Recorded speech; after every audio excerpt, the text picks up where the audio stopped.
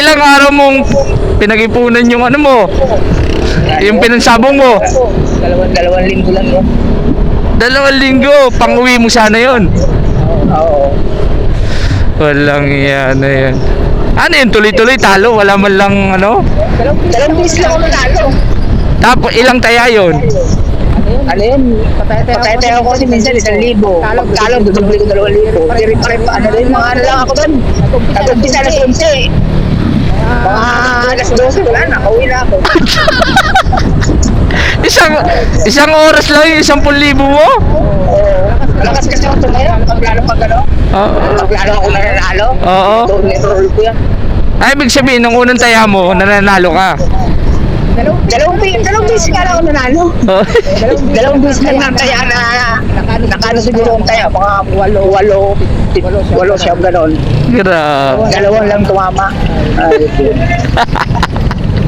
Mahirap ang pang tumama yung pangalawa dahil papatay na, munting pang tumabla. Oo. Malas talaga yun pag ano ko pala.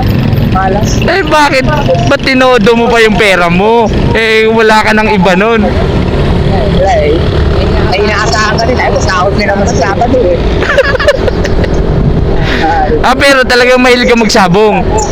Oo, ano talaga ako sa mga ito. Yun. Pero may mga times na marami ka rin namang panalo, gano'n. Oo. Pag nanalo naman ako, kadala-kadal dyan sa pamilya ko. Oo. Pero yung pinagsasabong ko naman, yung pera ko na yung actual. Kumbaga hindi na-pick. Pag Sabado, padala ko na kagad sa kanila para sa kanila. Oo. Kumbaga hindi na-apektado yung pamilya. Oo. Kahit matalo ako, yung pera ko na sila, okay na, nakano na sila. Okay. Hindi naman talaga yung katulad ng iba na pagkain ng pamilya, pagsasabong pa. Oo. Ganun. Oo. Pag may pera lang ako, ano talaga. Okay yun. Nagsasabong lang ako pag naiipon ako. Laki-laki ayaw kasi nagsabong na ang pera, 2,000 at wala, mahina yan, pagpunan. Aksaya ka lang ng oras. Oo. Ay. Bago kami lumipat dito, sa Venezuela, panalo ko ng 20 doon eh. Padala ko yung 15. Ayos naman pala.